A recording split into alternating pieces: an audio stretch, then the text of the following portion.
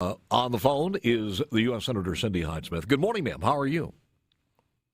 Good morning. There we go. Are good.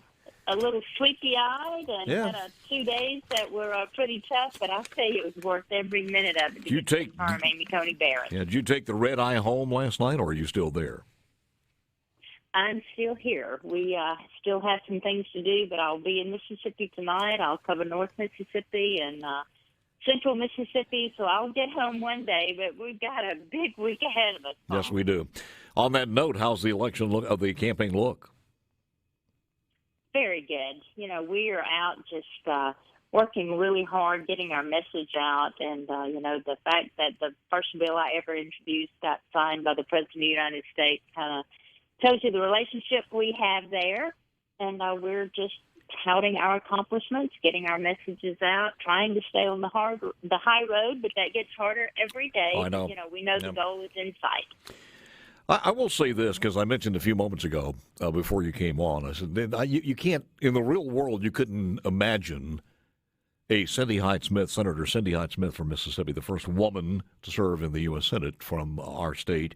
You couldn't imagine her on the floor of the United States Senate in a historic time, voting on Ginsburg, and when her vote came up, saying hell no. And apparently that was what happened last night, and it was beneath the so-called lasting dignity of the U.S. Senate. Well, it's just total disrespect is what that is. And to think that we had such a wonderful nominee, we've said all the time, in so many circumstances, you just want what's fair. And, you want a level playing field, something fair. Well, last night we got fair. We got impartial. We got an unbiased jurist, constitutionalist that anybody could be proud of. Amy Coney Barrett just displays everything you would want in a Supreme Court justice. And no matter what her views are, that's what the American people, that's all you can ask for, is somebody who's fair, who knows their job, who doesn't try to rule from the bench, and clearly articulates that if I wanted to be a policymaker, I would run for office. It's not what a Supreme Court justice does. So I think we have an excellent candidate, our nominee that is now confirmed justice. And, I could not have been prouder to have cast that yes vote last night for her, because she is that phenomenal. Seems like the centrifugal force is continuing, though, because in the words of the guy who, God forbid, could become the majority leader by this time next week, he said Republican majority is lighting its credibility on fire. The next time the American people give Democrats a majority in this chamber, you will have forfeited the right to tell us how to run that majority. This is Chuck Schumer.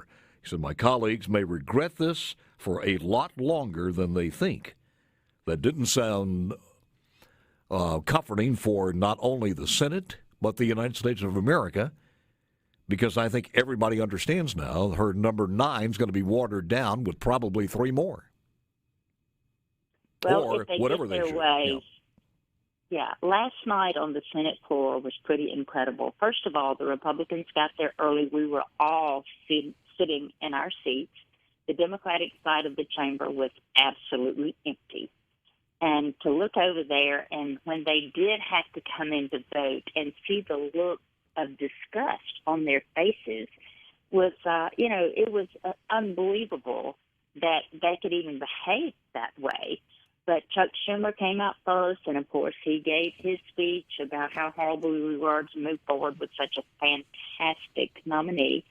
And then the Democrats, 2 and 3 at a time, the doors just opened, and they just kind of came in there. And, it's like nausea had set in on them. They walked up to the table 1 at a time or 2 or 3 at a time to vote no, and just totally disgusted. They would not even sit in there during the proceedings. Mm-hmm.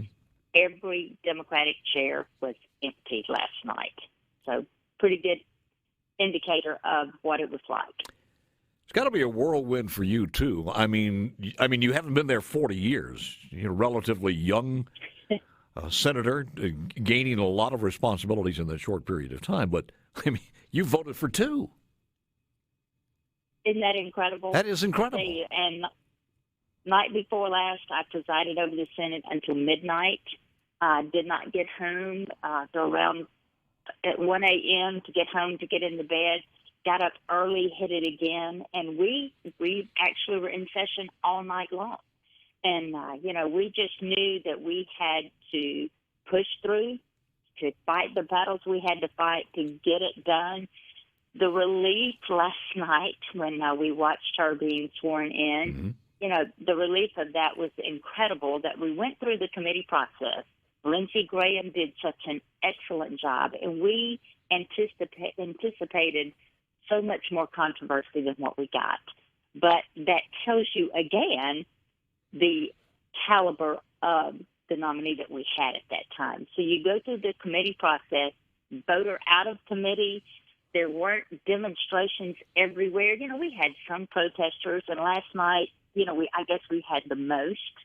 But to get her out of committee, to get her on the Senate floor, and to get her confirmed that, advice and consent, that's our job to do, our constitutional responsibility, to actually get that done, we just looked at each other, and that's when the bonding takes place among your colleagues and in your caucus.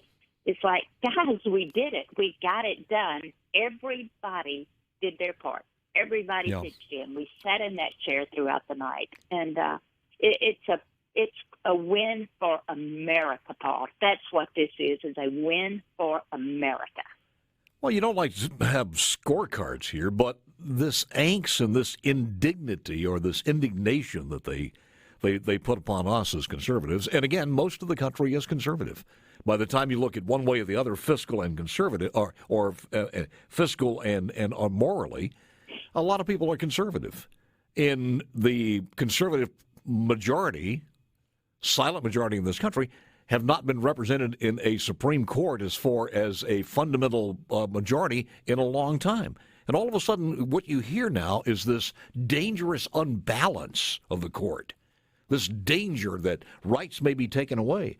I've got a cut I'm going to play from Cher a little bit later on, but I mean, some of the things in here, all of our liberties and rights are being taken away from us. And I don't know if it's all based on Roe versus Wade or what she's talking about, but in reality, with deregulation and with moving the power back to the people in the states, Cher has more freedom now than she's ever had. All right, look, I know you've got to go, and I thank you so very much. Congratulations on yesterday and this whole period of this term of the Supreme Court or of the Senate. Yeoman's job, and we thank you so very, very much. Keep up the good work, ma'am. Thank you so very much. Thank you for the opportunity. Safe trip home. That is Cindy Hyde-Smith. Tony Lambert joins us at 7:20. That's next.